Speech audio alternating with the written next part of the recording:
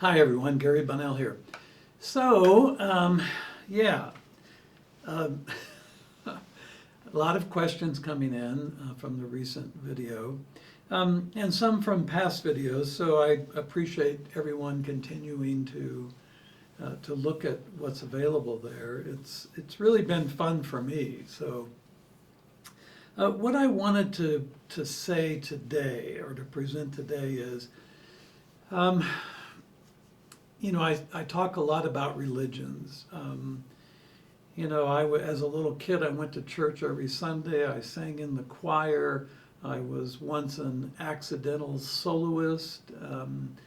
When I was supposed to wait for a pause before the chorus, I continued on. So didn't get a standing ovation, but certainly got a lot of laughs. So anyway.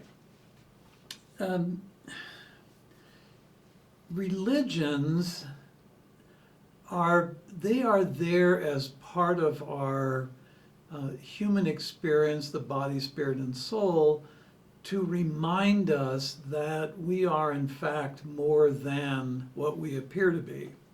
If you look at some of the cathedrals in Europe and elsewhere, and you look at some of the temples and shrines, there'll be a large center doorway, and on either side, two equally smaller doorways or entryways, body, spirit, soul. So when you go into a cathedral, usually there's this upward glance. It's one of the first things that we do, or a temple, we are, it's meant to amaze us, the volume of the space. And of course, the colored glass windows in Western churches, cathedrals, that kind of thing. Always meant to have us gazing upward, but unfortunately, the rituals of a lot of religions have us bowing down and being devoted to some force that's greater than we are. Religions, particularly the Western religions, are meant as a governance. They govern people beyond boundaries and regions.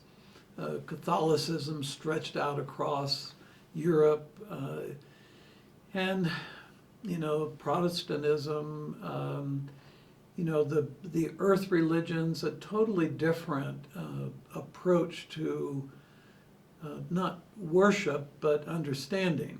So here's a take on it that might be a little different. So there was a Jesuit Catholic priest, French, that said, his name was Pierre Teilhard de Chardin, and he said that we are spiritual beings having a human experience. We're not human beings trying to be or attempting to be spiritual.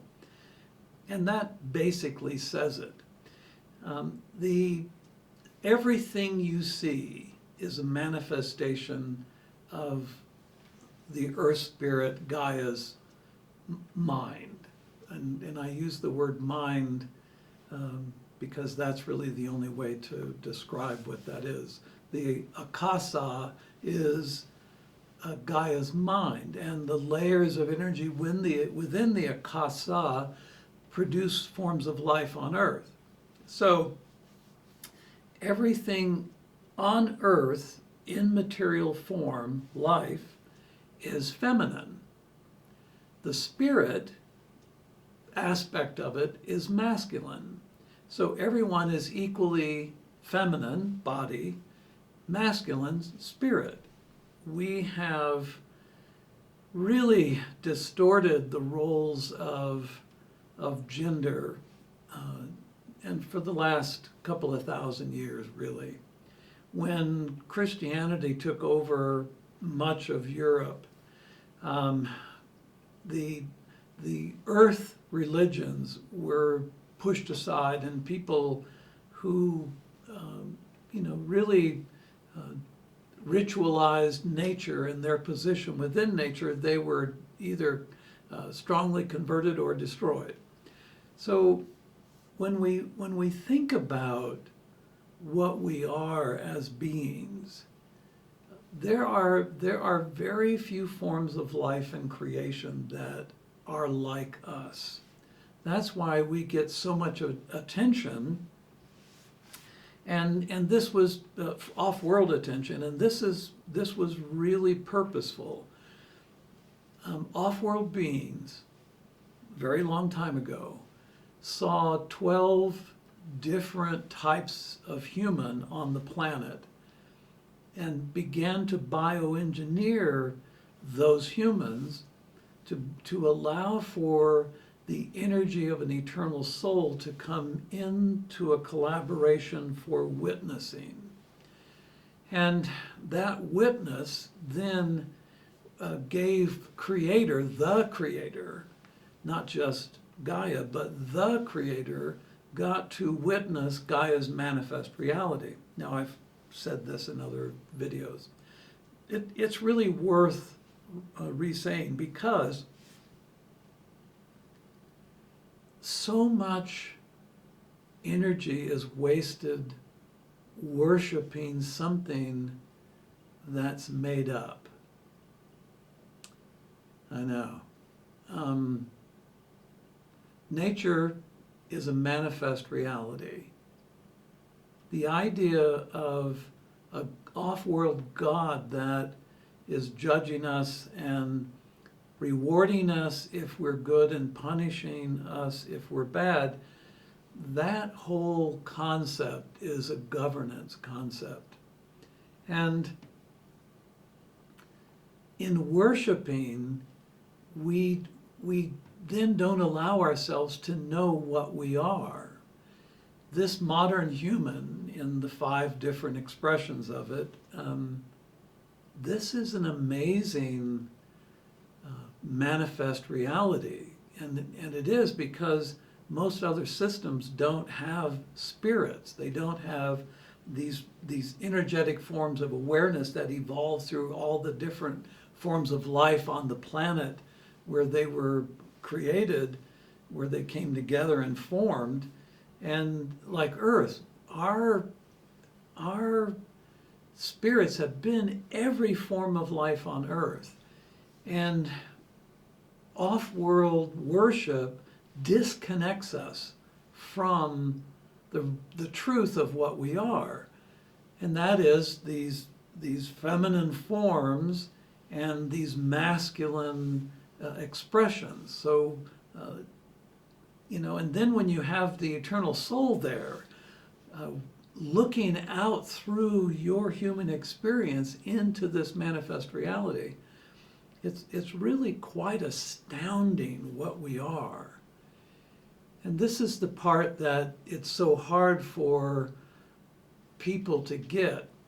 This last duality cycle that ended, about around 2011, we entered in unity in 2012.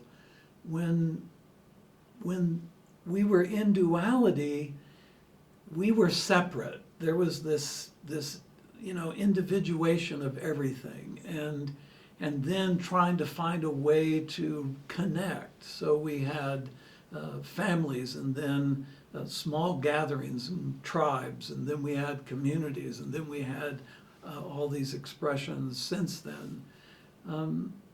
Notice what happens when the worship of a god, off-world god, takes over the awareness of a spirit. It's a further disconnect. We don't have to worship Creator because He is a part of us. We are a part of Creator. We don't have to worship. We don't have to follow 10 commandments or laws that are so profoundly archaic, like that are found in the Old Testament, the Old Talmud and the Torah, and I won't mention the other book because there are a lot of people in that religion that don't want you even talking about it. So that division, that division is really what keeps us from a full understanding that we are not only these manifest forms of Gaia, but we are the Creator witnessing Gaia's manifest reality. There is really nothing that need be worshipped. There is no one that's going to save you. I mean, that whole idea of a savior, I think Justinian and Theodora really wanted that to be true. I think they got rid of reincarnation in the texts of the Bible, the old books, because they wanted to go into the next life diplomatic immunity intact, I think. So when we really understand what we are as beings, then we really begin to unfold our full potential, our true potential of being connected to everything and having that connection to everything give us the information of everything. So universal mind is the Creator's expression. Gaia's reality, her manifest reality, and the connectivity that's possible here would actually help us to rejuvenate the planet instead of going forward with all of the problems that are going to be happening over the next 5-6 years. So thanks for listening. I sure hope I'll get some comments on this. And, please keep commenting, and I hope to connect again soon. Thanks so much.